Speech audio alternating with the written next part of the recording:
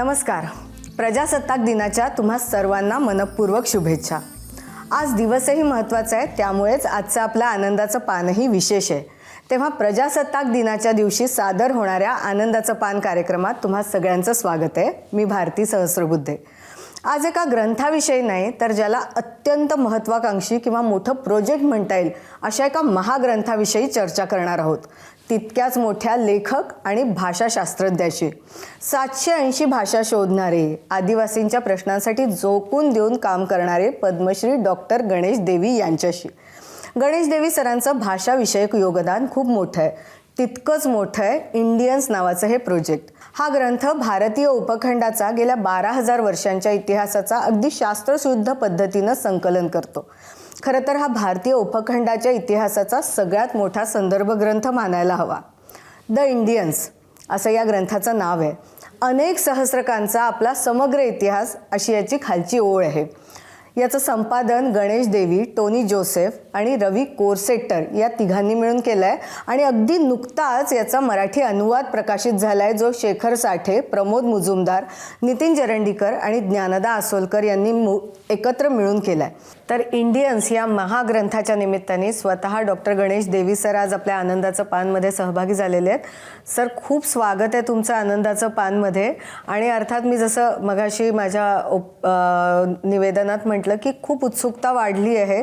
12,000 वर्षापूर्वीचा आपला भारतीय खंडाचा इतिहास एकत्र करणं, तो वाचकांसमोर आणणं किती कठीण काम होतं आणि कशा पद्धतीने हे एवढं मोठं काम झालंय. पण त्याच्यासाठी जे पुरावे पाहिजे, दस्तावेज लागतात, ते एक तर कागदांच्या आधारे, लिखाणाच्या आधारे किंवा आर्किओलॉजी उत्खननाच्या आधारे असतात. पण ज्या देशाला, ज्या लोकांना त्याही पेक्षा जास्त असा दीर्घ पल्ल्याचा भूतकाळ आहे की जिथं उत्खनन करून पुरावे मिळालेले नाहीत किंवा कागदावरचे किंवा दुसऱ्या मॅन्युस्क्रिप्टचे दस्तावेज मिळाले नाहीत, तर तो कसा लिहिला जावा हा नेहमीच प्रश्न पडत आलेला आहे. त्याच्यामुळे इतिहास विषय जे हाताळतात त्यांनी 2-3 इतिहासाचे टप्पे ठरवून ठेवलेले. एकाला ते इतिहास म्हणतात, हिस्ट्री. दुसऱ्याला ते प्रोटो हिस्ट्री, म्हणजे साधारणपणे अगदी सुरुवातीच्या काळाचा अस्पष्ट धूसर असा इतिहास. म्हणजे आपल्याविषयी बोलायचं झालं तर वेदकालीन भारत जो आहे किंवा त्याच्या आधीचा हरप्पा मोहनजोदडो संस्कृती विलय गेल्यानंतर, विलय झाल्यानंतरचा काही 400-500 वर्षाचा काळ, त्याविषयी निश्चित पुरावे अजूनही मिळालेले नाहीये. ते प्रोटो हिस्ट्री देण्यात आलेलं आहे. आणि हरप्पा मोहनजोदडोच्या आधी काय होतं, लोक कुठं होते, कुठून आले, काय करत होते, कसे जगत होते, काय विचार करत होते, त्यांचे सामाजिक संबंध कसे होते, ताण तणाव कसे होते, वगैरे वगैरे, त्याला प्री हिस्ट्री नाव दिलंय. तर साधारणतः इतिहास म्हटलं की लोकांच्या नजरेसमोर महापुरुषांची चरित्र, त्यांचे जीवन, त्यांच्या आयुष्यातले विलक्षण क्षण, भावनांची गुंतागुंत वगैरे असं हे पॉप्युलर एक इम्प्रेशन आहे इतिहासाविषयी. थोडे जे अभ्यासक असतात इतिहासाचे ते कुठल्या तरी पुराव्याच्या आधाराने आणि तार्किक सुसंगत लावून घटनांची मांडणी करत असतात. तर आपल्याकडे बऱ्याच वेळेला जी पुराण आहेत किंवा ज्याला मिथ्स, इंग्रजीमध्ये मिथ म्हणलं जातं, मायथॉलॉजी आहे, त्याच्या आधारावर प्राचीन काळाची मांडणी सर्वसामान्य माणसाच्या मनात झालेली असते. आम्ही असा विचार केला की जेव्हा मनुष्याची निर्मिती झाली, होमोसॅपियनची निर्मिती झाली आणि तो पृथ्वीवर सगळीकडे पसरला, त्या काळापासून आजपर्यंतचा एक सलग आपण जर हिशोब दिला, मांडणी केली, त्याला इतिहास म्हणू शकतो, तर कसं. आणि मग त्यात हे ध्यानात आलं की होमोसॅपियन आफ्रिकेतून सुमारे 75,000 वर्षापूर्वी बाहेर पडला. त्यावेळेस तसेच अन्य प्राणी पण होते, निअँडरथाल होते, होमो इरेक्टस होते, माणसासारखे अन्य प्राणी, पण ते आता टिकले नाहीये. होमोसेपियन हा एकच त्या शिल्लक राहिले. तर त्या होमोसेपियन्सचे आगमन ज्याला आपण दक्षिण एशिया म्हणतो किंवा एशियामध्येच संपूर्ण हो. 65,000 वर्षापूर्वी झालं. पण त्याच्यानंतर फार दीर्घकाळ थंडीचे अनेक दीर्घ काळ येत गेले आणि अगदी सगळ्यात शेवटचा त्या संपूर्ण थंडीच्या दीर्घ काळाला आर्किओलॉजीमध्ये आणि हवामानाचा ज्यांनी प्राचीन हवामानाचा अभ्यास केला ते प्लेस्टोसीन असं नाव देतात. तो शेवटचा प्लेस्टोसीनचा टप्पा संपला. तो टप्पा सुरू झाला तो इसवी सन पूर्वी 18,000 वर्ष म्हणजे आपल्या आधी 20,000 वर्ष आणि संपला तो आपल्या आधी सुमारे 12,000 वर्ष. आणि नवीन टप्पा हवामानाचा सुरू झाला त्याला नाव आहे होलोसीन. तर त्या होलोसीनच्या टप्प्यामध्ये तापमान वाढलं आणि त्याच्यामुळे बर्फ वितळून जागा जमीन आहे ती थोडीशी जास्त स्पष्ट होत गेली, साफ झाली. त्याच्यावर मग गवत झाडं त्यांच्या निमित्ताने पशु पक्षी आणि पशु पक्षी आहेत म्हणून जे टिकून राहिलेले होमोसॅपियन होते त्यांना भक्ष्य मिळायला लागलं, अन्न मिळायला लागलं. त्याच्यामुळे त्यांच्या लोकसंख्येत वाढ झाली. या सगळ्या घटना सुमारे 12,000 वर्षापूर्वी झाल्या. तर तेव्हापासून आजपर्यंतचा एक सलग भूतकाळाचा आराखडा मांडण्याचा विषय होता. पण तो जर संपूर्ण मांडायचा झाला तर त्याला शेकडो पुस्तकं लिहिण्याची गरज पडली असते. म्हणून असं ठरलं की प्रत्येक महत्वाच्या विषयावर अत्यंत मर्यादित शब्दांच्या एखादी नोंद त्या विषयातला जगातला सगळ्यात चांगला जो एक्सपर्ट असेल त्याच्याकडून लिहून घ्यावी. आणि असं जवळपास हे 12,000 वर्षाचा हा कालखंड वेगवेगळ्या 100 अशा विषयात आम्ही विभाजित केला आणि 100 जवळपास 100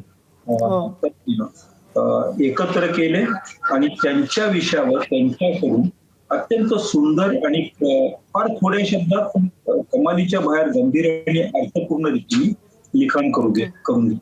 आणि त्याच्यामुळे आता प्री हिस्ट्री, प्रोटो हिस्ट्री आणि हिस्ट्री हे तिन्ही कालखंड एकत्र करून हा ग्रंथ तयार झाला. तो इंग्रजीमध्ये आधी प्रकाशित झाला.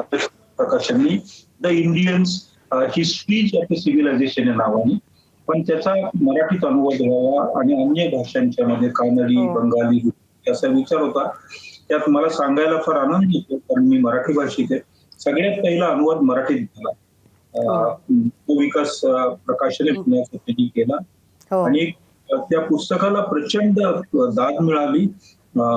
त्याची छपाई झाल्याबरोबर एक संपली अशा रीतीने वाचकांनी त्याचं फार मोठ्या प्रमाणात स्वागत केलं. मला वाटतं की इतक्या गंभीर स्वरूपाचा ग्रंथ वाचणारे पुढे येणार नाहीत, वाचक असणार नाही. कदाचित तो केवळ लायब्ररीच्या शेल्फमध्ये रजळत राहील. पण तसं झालं नाही. आज मी महाराष्ट्रात पाहतोय की अनेक लोक, सुज्ञ व्यक्ती, चोखंदळ व्यक्ती त्या ग्रंथाचं वाचन करतायत. तुम्ही ह्याविषयी एबीपी माझ्याच्या सगळ्या प्रेक्षकांना, श्रोत्यांना हा अनुभव पोचवत आहे. त्याविषयी मी तुम्हाला मनापासून धन्यवाद देऊ इच्छितो. खरं तर मी जसं म्हटलं ना देवी सर की या ग्रंथाबद्दल वाचल्यापासूनच माझ्या मनात खूप उत्सुकता निर्माण झाली आणि त्या उत्सुकतेतनंच विचारते की तुम्ही जसं सांगितलं की 100 लोक की ते त्या कालखंडाचे एक्सपर्ट्स तुम्ही शोधले. हा सगळा इतिहास आमच्यापर्यंत, आमच्यासारख्या सामान्य वाचकांपर्यंत आणण्यासाठी ते काम किती कठीण होतं आणि म्हणजे एवढा महत्वाकांक्षी असं हे प्रोजेक्ट होतं. याचं तुम्ही संपादन केलंय तर ते सगळं जुळवून आणणं आणि हा अशा पद्धतीचा इतिहास लोकांसमोर मांडणं ही सगळी प्रोसेस किती कठीण होती? आनंदाची होती, कठीण होती पण आनंदाची होती.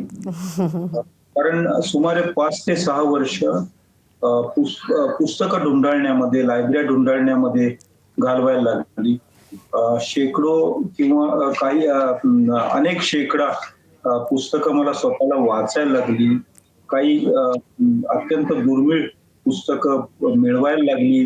त्याच्यासाठी इतर काही देशातल्या मित्रांनी, आफ्रिकेमधल्या, अमेरिकेतल्या, युरोपमधल्या मित्रांनी मदत केली आणि त्यानंतर याचे जे चांगल्यात चांगले जे एक्सपर्ट आहेत, निष्णात अभ्यासक आहेत, त्यांच्यापर्यंत पोहोचणं, त्यांना बोलून हा संपूर्ण प्रकल्प समजावून सांगून संमती मिळवून त्यांच्याकडून लिहून घेणं आणि परत त्याची सांधेजोड जी आहे ती करणं अवघड होतं, कारण विषय वेगवेगळे आहेत. एखाद्या निष्णाताचा विषय फक्त हवामान, प्राचीन हवामान असेल आणि दुसऱ्या निष्णाताचा विषय भारतातील कलेची प्रगती कशी झाली, उत्क्रांती कशी झाली असं असेल, ते कशी सांधेजोड करायची, एक प्रकरण दुसऱ्या प्रकरणाशी सिमलेसली कसं जोडता येईल, हे सगळे होते. पण प्रवास आनंदाचा होता. अनेक सगळ्यात मला आनंद असा होता की आपल्या इतिहासाविषयी गैरसमजुती फार आहेत. अनेक इतिहासातल्या असे काही प्रश्न आहेत ज्याचा आपल्याला अजून नीट उत्तर नाही. अगदी थोडक्यात म्हणजे अगदी प्रश्न मी सांगतो तुमच्या पुढे माहिती बघा. आपण भक्ती काळातले कवी असं म्हणतो, म्हणजे ज्ञानेश्वर, एकनाथ, तुकाराम, जनाबाई वगैरे वगैरे. या सगळ्यांच्या विषयी आपल्याला प्रचंड प्रेम आहे. आपण वारकरी जातात बघतो किंवा त्याच्यात वारीत सामील होतो आणि आपल्या हृदयामध्ये फार आपुलकीची भावना समोरून येते. पण ही नक्की का निर्माण झाली भक्ती, याविषयीचा ऐतिहासिक निर्णय अजून त्याच्या संबंधी असलेल्या साहित्यात नाही. पंथ याचं वर्ण आणि जाती याच्याबरोबर नाटक काय होतं ते नक्की ठरवलं गेलं. इतकंच काय तर तामिळनाडूमध्ये ती सुरू झाली पहिल्यांदा, का सुफी परंपरेतनं आली, का आसाम मधनं आली, का हिमालयातनं आली, तिथं ज्ञानेश्वरांचे मोठे बंधू काश्मीर बसले होते. तर असे म्हणजे हा अगदी परिचित असलेला इतिहासातला भाग सुद्धा असतो. त्याच्या मागचे मोठे प्रश्न अजून सोडवले गेले तसं नाहीये. किंवा आपल्याकडे शेती आली ही आजच्या सुमारे 7,000 वर्ष आधी आली. इराणमधून शेती इथं आली. म्हणजे असं नाही की भारत मागे होता, इराण पुढे होता. त्याचं रहस्य असं आहे की भारतात त्यावेळच्या माणसाला भक्ष्य म्हणजे खुराक मुबलक होता, प्राणी पक्षी भरपूर होते, त्यामुळे शेतीची गरज इथं पडली नव्हती. जेव्हा फूड सुरू होतं तेव्हाच शेतीची सुरुवात होती. भटके पशुपालक असतात ते शेतीकडे वळतात. तर किंवा हवामानात मोठा बदल येतो तेव्हा भटके पशुपालक जे आहेत, नोमॅडिक पॅस्टोरल, ते शेतीकडे वळतात. तर शेतीची सुरुवात आपल्याकडे झाली 7,000 वर्ष आहेत. पण शेतीच्या निमित्ताने, शेती व्यवसायाच्या निमित्ताने एक सामाजिक रचना झाली, ज्याला सोशल हॅबिटेशन म्हणेन मी इंग्रजीमध्ये. किंवा आपलं जे खेड आहे, भारतातलं खेड आहे, फार अतिविशिष्ट खेड आहे. ते इंग्लंड मधल्या खेड्यासारखं किंवा फ्रान्स मधल्या किंवा जपान खेड्यासारखं नाही. त्याची संपूर्ण सामाजिक संरचना, त्याचे आर्थिक ताणतणाव ते फार वेगळ्या रीतीने विणले गेलेले. तर आपल्याकडे भारतातील खेड्यांचा समग्र इतिहास असं आजपर्यंत एकही पुस्तक नाही. आपल्याला खेडी म्हणजे तिथं असतातच ती. आणि आता तर आपल्याला खेडी म्हटल्यानंतर जिथं शेतकऱ्यांच्या आत्महत्या होतात किंवा काहीतरी कोणाच्या भानगडी असतात किंवा तिथे हेल्थ किंवा शिक्षणाची, प्रकृती स्वास्थ्याच्या शिक्षणाची साधनं नसतात वगैरे, अशा प्रकारच्या फार स्टिरियोटाईप कल्पना आहेत. पण ही फार जवळजवळ 6,000 ते 7,000 वर्ष जुनी सामाजिक संस्था आहे भारतीय खेड. त्याचा इतिहास नाही आपल्याकडे. तर इतिहासातले असे अनेक प्रश्न आहेत की ज्याच्यावर अजूनपर्यंत संपूर्णपणे काम झालेलं नाही. इतिहासाची सुरुवात, लेखनाची सुरुवात जेव्हा 1900 शतकात झाली तेव्हा सगळ्यात लक्ष वळलं होतं ते महापुरुषांच्याकडे आणि इंग्रजांच्या आधीचे जे राजे होते त्यांच्याकडे होतं. त्यानंतर काही महत्वाच्या ग्रंथांच्याकडे गेले इतिहास काळातील.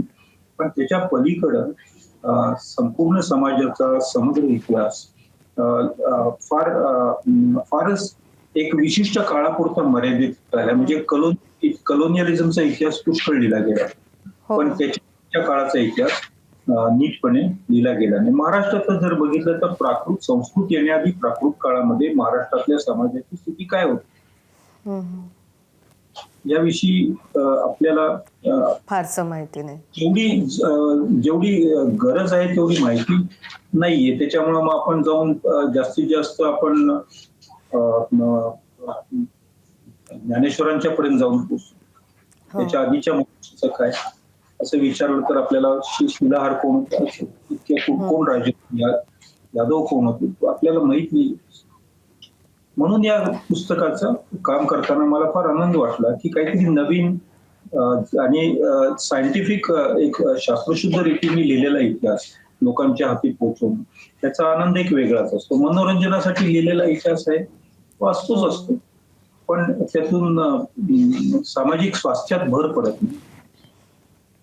खरं तर सर म्हणजे आपलं बोलणं झाल्यापासून मी ठरवून ठेवलं होतं की हा प्रश्न तुम्हाला नक्की विचारेन. तो म्हणजे की इतका हा जो अभ्यास करताना तुमच्या लक्षात आलेली अशी कुठली गोष्ट आहे की अरे आपल्या समाजात पसरलेली किंवा समाजातल्या सगळ्यांना खरी वाटणारी इतिहासातली ही गोष्ट अशी आहे की हे असं नाहीच आहे, तशी एक थोडक्यातली एखादी गोष्ट तुमच्या एकदम अभ्यासादरम्यान लक्षात आली अशी आहे का कुठली?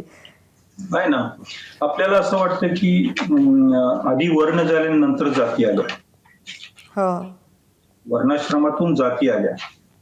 हो, पण इतिहासामध्ये जी नोंद म्हणजे इतिहासात जे पुरावे त्याच्यावरून आधी खेडी नंतर त्या खेड्यांच्या जात ही सामाजिक व्यवस्था आणि त्याच्यावरचं एक सुपरस्ट्रक्चर म्हणतात तशी तर मग जवळजवळ 1500 ते 2000 वर्षानंतर वर्णव्यवस्था आली. अच्छा. म्हणजे खूप मोठा जो समाजात पसरलेली एक समज आहे तो हे पुस्तक दूर करणार. आणखीन सर मी म्हणजे आज आपण गप्पा मारतोय इंडियन्सच्या निमित्ताने, पण मला हा प्रश्न विचारायचा आहे तो म्हणजे तुम्ही भाषेसाठी इतकं मोठं काम केलं. आता काहीच महिन्यांपूर्वी आपल्या मराठीला अभिजात भाषेचा दर्जा मिळाला. तुम्ही प्राकृताचाही उल्लेख केला. त्या प्राकृतामुळेच खरं तर मराठी भाषेला हा दर्जा मिळू शकलेला आहे. आता मराठी भाषिक कडून आणि अर्थात प्रशासनाकडनं तुमची एक भाषा तज्ज्ञ म्हणून आणि भाषेसाठी इतकं काम केलं, तुमची अपेक्षा काय आहे? या दर्जानंतर काय बदल तुम्हाला अपेक्षित आहे? काय वाटतंय तुम्हाला या सगळ्याबद्दल? मला मराठीला अभिजात भाषा हा दर्जा मिळाला त्याचा फार आनंद झाला. मराठी माझी आई, भाषिक आई. पण या देशामध्ये माझ्या जवळपास 700 पेक्षा जास्त भाषिक मावशी आहेत. हो, त्यांना काहीतरी मिळायला पाहिजे असं वाटतं.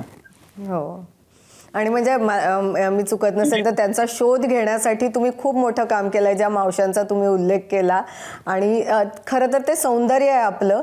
तर त्याबद्दल पण मला अगदी थोडक्यात जाणून घ्यायला आवडेल सर की या ज्या भाषा आहेत, मग आदिवासी भागात बोलल्या जाणाऱ्या या सगळ्या बोलीभाषा आहेत, त्या बोलीभाषा टिकवण्यासाठी पण तुमच्या काही अपेक्षा आहेत का समाजाकडून म्हणा, अर्थात सरकारकडून? कारण तुम्ही खूप काम केलंय त्याच्यासाठी. आहेत. एक म्हणजे मी बोलीभाषेच्या ऐवजी फक्त भाषा शब्द वापरतो, कारण भाषा ही सगळ्या भाषा मुळात बोललेल्याच असतात. लिहिणं त्याचं एक प्रतिबिंब आहे. It's a visual image, photographic. काही भाषांना लिखाण नसतं तरी त्या भाषा असतात आणि काही लिपी नसती तरी त्या भाषा. उदाहरणार्थ इंग्रजीची स्वतःची लिपी आज पण नाहीये. रोमन लिपी वापरतात इंग्रजी भाषा, मोठी भाषा आहे. तर ह्या भाषा ज्या निर्माण झाल्या त्यांचा सलग 70,000 वर्षाचा इतिहास आहे. आणि कुठलीही भाषा म्हणजे केवळ 100 व्यक्ती बोलत असणारी भाषा जरी असली तरी त्या भाषेची जी पूर्वपीठिका आहे, त्याची परंपरा आहे, ती 60-70,000 वर्षाची असते. मग त्यात शिक्षण समोर जाता, स्वरूप बदलतं, नाव बदलतं, ती भाषा कुठं बोलली जाते त्याचा भौगोलिक प्रदेश बदलतो, पण त्याची जी परंपरा आहे ती म्हणजे समुद्र आहे. समुद्रात जे पाणी आले ते पाण्याचे थेंब कुठेतरी निर्माण झाले, त्या थेंबापासून समुद्रापर्यंतचा एक संघ प्रवास असतो. त्याला वेगवेगळी नावं मिळतात. नदी नाल नंतर तलाव काहीतरी वगैरे. तर सगळ्याच भाषा क्लासिकल आहेत आपल्या. हो. जगातल्या सगळ्या भाषा क्लासिकलच आहेत. मराठीला हा जो दर्जा मिळाला हो. त्याच्यामुळं आपल्यावर एक जबाबदारी आली आहे, फार मोठी जबाबदारी, जे मराठीला ज्ञान भाषा बनवणं. हो. जगात ज्या भाषा बोलल्या जातात लोकसंख्येच्या दृष्टीतनं 7,000 भाषा आहेत आता. हो. लोकसंख्येच्या दृष्टीतनं मराठीचा क्रमांक पहिल्या 20त येतो. हो. आणि त्या 20 पैकी काही ज्ञान भाषा म्हणून पण आहेत, वावरत आहेत, आणि काही ज्ञान भाषा म्हणून पूर्णपणे वावरू शकलेले नाही आहेत आतापर्यंत. तर मराठी आता दुसऱ्या कक्षेत येते. मराठी पण चीनी भाषेसारखी, स्पॅनिश भाषेसारखी, इंग्रजी भाषेसारखी जर ज्ञान भाषा बनली तर मराठीच्या आपल्या आधीच्या भाषिक निर्मात्याने जे आपल्याला धन दिलेलं आहे भाषेचं, विचाराचं, फार सुंदर कोरीव लेणी असतात तशी भाषांची लेणी आपल्याला मिळालेली आहेत, ती आपल्याला पुढे नेता येईल.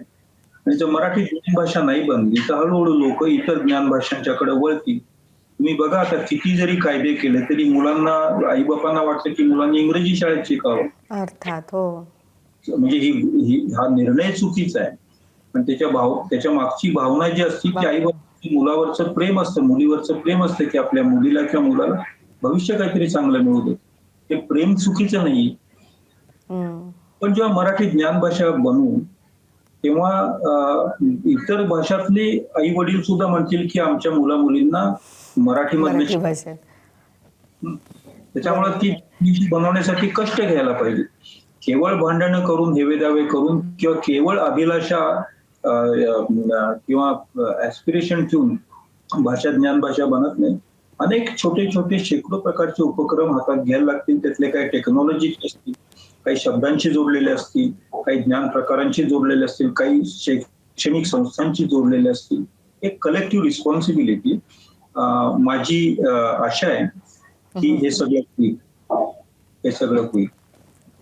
नाही सर, खरंच म्हणजे आज तुमच्याशी गप्पा मारायला मिळाल्या ही खूप मोठी गोष्ट आहे. आणि या निमित्ताने, इंडियन्सच्या निमित्ताने, तुम्ही इंडियन्सबद्दल तर आम्हाला सांगितलंच, पण मराठी भाषा ज्ञानभाषा व्हावी यासाठी तुम्ही जे काही उपाय सुचवलेत ते खरंच आम्हा प्रत्येकासाठी फार महत्त्वाचे आहेत. आज तुम्ही गप्पा मारल्यात, याही पुढे जाऊन आम्हाला पुन्हा तुमच्याकडनं भाषांबद्दल, इंडियन्सबद्दल, इतिहासाबद्दल वेळोवेळी जाणून घ्यायला आवडेल. पण आज तुम्ही आम्हाला वेळ दिलात, आमच्याशी गप्पा मारल्यात, आणि इतकं चांगलं एक पुस्तक, इतका चांगला एक ग्रंथ आमच्या पुढे तुम्ही ठेवलेला आहे, ज्यातून आम्हाला इतिहासाबद्दल माहिती मिळणार आहे. त्यासाठी सुद्धा आभार, आणि आजच्या गप्पांसाठी सुद्धा खूप खूप आभार.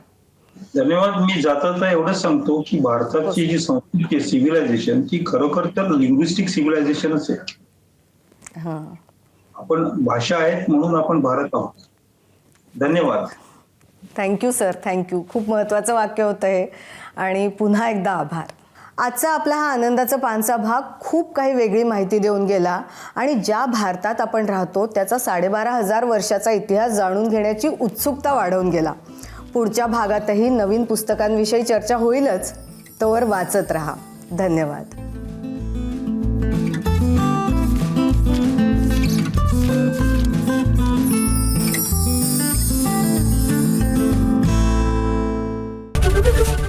एबीपी माझा, उघडा डोळे बघा नीट.